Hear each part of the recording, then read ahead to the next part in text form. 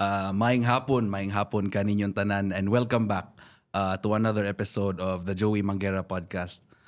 Karong hapon na nga atong bisita basin mahibong mo mga higala na magtagalog tag mag-English apan kani siya Tagalog ni siya. Atong ipailayla ang bisita nato karong hapon na Palace Press Officer Claire Castro. Hello, maayong hapon, Joey. May hapon, Yes, hapon, sa ma'am. mga viewers mo, sa mga supporters mo, maayong hapon. May hapon po. I guess start na ako sa first question po. Yes.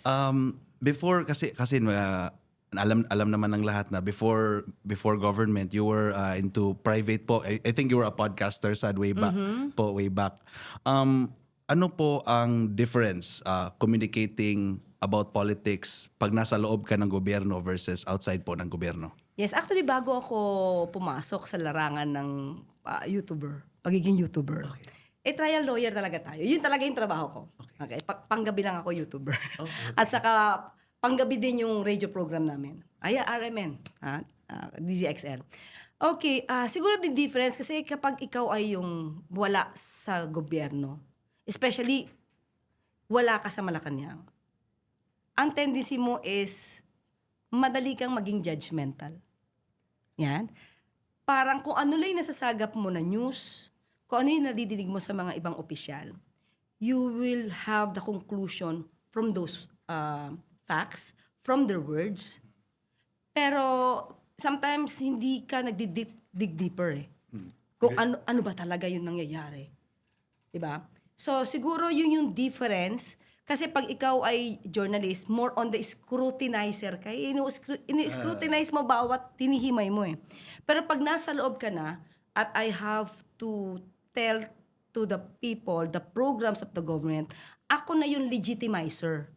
Diba? Nililegitimize ko by using the data, the records, the reports, na ito po yun. Tapos i-scrutinize ka ng journalist. Pero ito po yun. So siguro yun yung difference niya. Kasi po parang if outside parang may chance po na masasabi natin parang hindi talaga na scrutinized as fact, parang na pala sa level na opinion. Yes. Actually, marami kasing ibang mga journalist. Minsan kanila pa talaga. Dadaanin nila sa joke Okay. na may pahaging. Pero yung pahaging nilang joke na parang too negative for the government, yung joke na yon hindi totoo. Pero nakapag-create ka na ng intrigue at maaaring yung tao na nakikinig sa'yo, they can also make their own conclusion from that intrigue na ginawa ng isang journalist na hindi siya base sa katotohanan. So, yun yung medyo mahirap on the part of the government na this is what we are doing, this is the real thing. Pero kapag may ibang mga journalist na kasi pinaniniwalaan din ang journalist eh. Siyempre. Pero maraming professional, pero marami din na gumagawa lang ng intriga. Okay. Lalo na pag kasi may common assumption po kasi pag kilala ang isang journalist, parang legit yun. Yes. So yan yun, it's a Totoo, challenge yun. challenge yun as a press officer. Which brings me to my next question po. As I understand po, you've been very outspoken about fighting fake news po. In today's social media, sa tingin niyo po, sino po ang nagdadala ng responsibilidad sa pag-stop ng misinformation? Do you think it's the government, the media, or the public? Actually, lagi natin sinasabi, whole of nation approach dapat. Lahat tayo nagtutulungan. Pero kung irarank mo kung sino yung dapat na nangunguna na ma-stop yung disinformation at misinformation, dapat manguna ang media.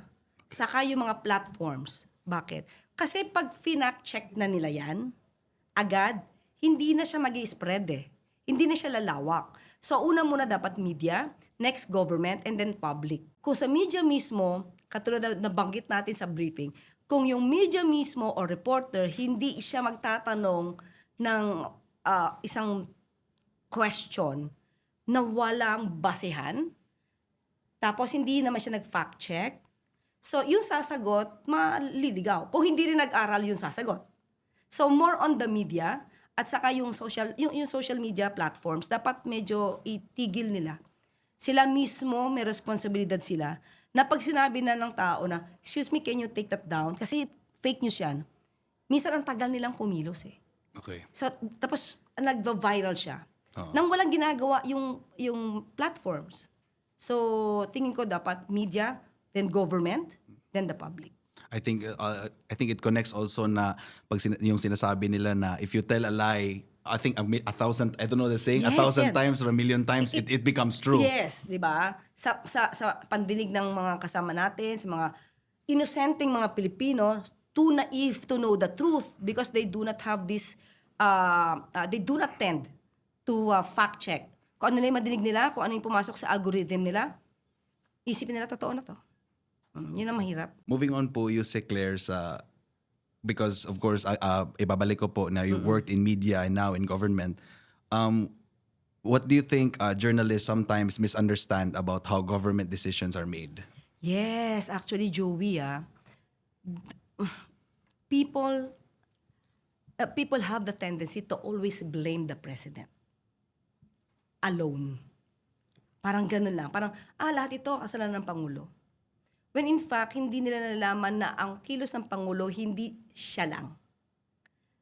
Parang there is this failure to realize that every decision, parte ito ng long, incremental, and bureaucratic negotiations.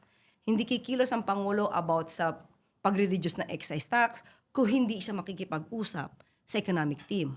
Hindi siya makikiusap sa mga stakeholders. So, hindi Pangulo lang ang gumagawa ng isang desisyon. Lahat ito inaaral. Hindi nagmumula sa isang kaibigan lang o sa chismis lang. Lahat inaaral to. So, siguro yun yung hindi nakikita ng karamihan. Kasi sabihin, ang traffic, kasalanan ng Pangulo. Ay, mataas ang presyo ng bigas, kasalanan ng Pangulo. Hindi Lahat ito talagang whole of government approach kami. So, hindi diktador ang Pangulo na siya lang nagdidikta. Okay, next question po, Yuse Claire. Kasi po, of course, being a palace press officer, of course, you receive a lot of news araw-araw, di ba? May mag-good news ba yan? Mag-bad news pa yan? Let's say, take us like a little inside the curtain lang po sa Malacanang. Let's say when a major problem hits, of course, the palace, kayo po, what is the first thing that happens inside your team or communications team? Okay, unang-una makikipag-usap agad ako kay Secretary Dave Gomez. Yung secretary namin, PCO Secretary Dave Gomez. Siyempre, kami, kasi minsan ako agad na nakakakuha ng balita ano to? Sec Dave, paano to?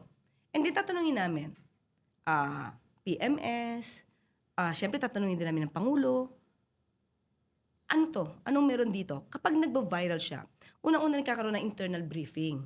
Kasi alamin namin saan nanggaling to. Totoo ba to? So kung hindi naman siya alarming, we will just answer sa briefing. Pero kung alarming siya at nasasangkot ang Pangulo sa mga fake news na dapat sagutin, dumarating yung time na ang Pangulo mismo ang kailangan magsalita. Especially, example ko lang, yung tungkol sa health niya. Kasi kapag po hindi namin sinagot ang patungkol sa kanyang kalusugan, ang daming obstructionists, destabilizers, gumagawa ng kanya-kanyang kwento. So, kinakailangan na ang Pangulo mismo magpakita na I'm okay. I am still in control. So, kasi pag hindi ito sinagot agad, baka maapektuhan yung mga investors natin, 'di ba? Yung ekonomiya natin, sasabihin ako, yung Pangulo, mukhang hindi maganda ang kalusugan. So lahat ng mga fake news na ito, kailangan agad naming sagutin at ang Pangulo ang magsasalita doon. Okay. So yan po ang process niyo po. Yes. Kasi po nag-attend po ako sa press briefing niyo po kanina. And I know it's not part of the questions. Anyway, we can just, if ever. Na-curious lang po kasi, of course, we're from Cebu. I think all of us here are from Cebu po. You mentioned something about the waste management problem. Right now, we really feel it in Cebu po. Na there's a huge waste management problem here in Cebu. Is the government right now doing something that can maybe provide long-term solutions po sa waste management problem here in Cebu? Actually, yung sinagot ko kanina ay galing mismo sa DENR. Marami po talagang program, hindi lang dito Kumbaga pambuong bansa itong gusto nilang gawin. At since talagang kailangan na ito, hindi maiiwasan na dapat bigyan ng solusyon. So, yun ang binigay sa atin na solusyon, especially yung matagal na kasi ito, hindi ito nai-implement eh. Parang mismo tayo mga kapwa natin Pilipino, hindi natin sinasagawa yung pagsisegregate ng basura. It's Okay. very easy. May batas na tayo dyan eh. Pero tayo mismo mga Pilipino, pasaway. Diba? Totoo naman, pasaway. Pangalawa, yung recycling. Alam natin, meron na rin tayong batas dyan na dapat i-implement. Pero tayo, hindi na tayo nagre-recycle. So tingin ko, dapat kalampagin din natin, of course, the government, and yung tayo mismo. Tayo na rin ang magtulong-tulungan para maibsan natin ang problema tungkol sa mga basura. Basura. Oo. Next question ko po. Makikita naman po natin, even me, I feel it as a young people in today's society po. Like me also, yeah. Halatang-halata naman, Don't syempre. disagree and don't ever object. Oh, syempre, hindi naman, hindi talaga. Tinakot. Hindi talaga.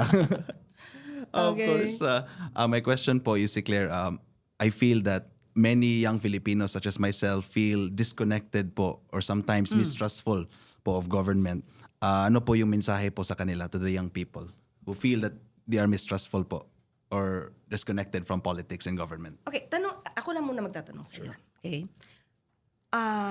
Disconnected ba ang kabataan dahil sa nangyayari sa politika or more on ang mga kabataan ngayon is more on the games, sa Netflix, and some other activities na they really do not care much about the politics and about the government. Tanong ko sa iyo, saan kayo doon? Meron, yes, it's true. Sa pala ang fact check. Hindi, okay lang yan. Sige. Yeah, I think there's some people, younger people that don't really care much about politics. Diba? Meron naman din. But there are also some that are very heavily political Yes. nowadays din. So parang I think best of both worlds po sa akin nakikita ko. Pero may makikita mo na young people na parang they don't really care at all. Eh meron ding sector na they care too much. Yes, Yun. oo. At meron din mga kabataan na, alam mo yun, nagsasalita lang. Salita lang na salita. Tapos, pagka nakita mo, magbibigay sila ng, ganito government. Tanungin mo, sige nga po, ano po yung solusyon nyo? Wala naman sila mabigay. Diba? Ang sa akin lang sa mga kabataan, it's okay. It's good for you to be active. Diba? When it comes to issues on politics, issues that the government should respond. Pero, may ginagawa kasi yung government. Sila, batikos lang ng batikos. Alam mo, ito yung sasabi namin, puro kayo obstructionist lang.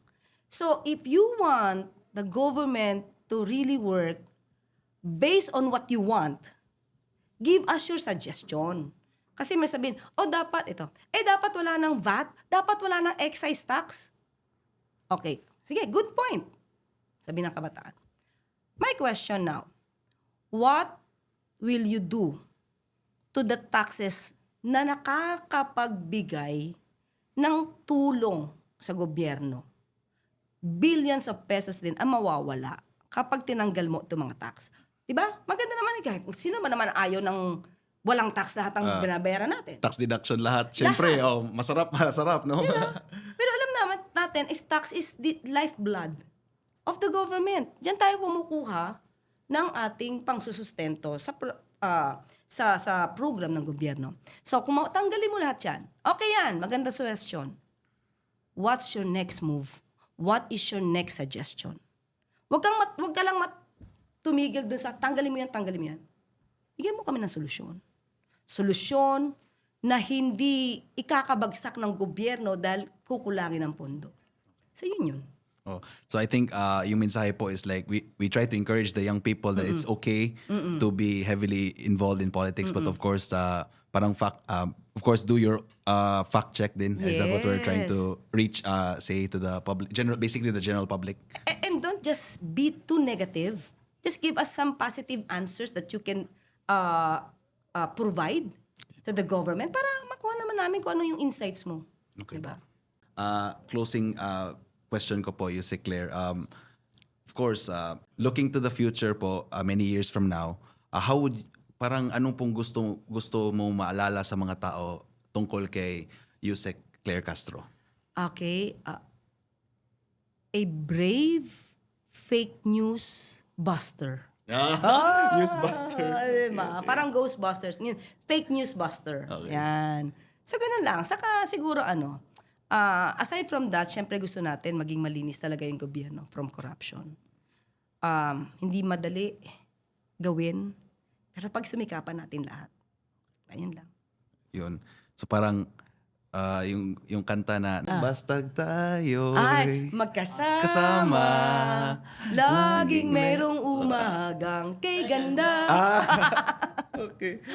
So I guess that is it, no? Mga amigo, narinig po natin yung story at mga masasabi ni Yusek Claire Castro. And of course, we're very thankful na binigyan tayo ng oras para naman makapag-usap po sa kanya. So, Yusek, thank you so much for your time. Thank you so much, Joey. Thanks you. for the opportunity to be here with you. Thank you din po.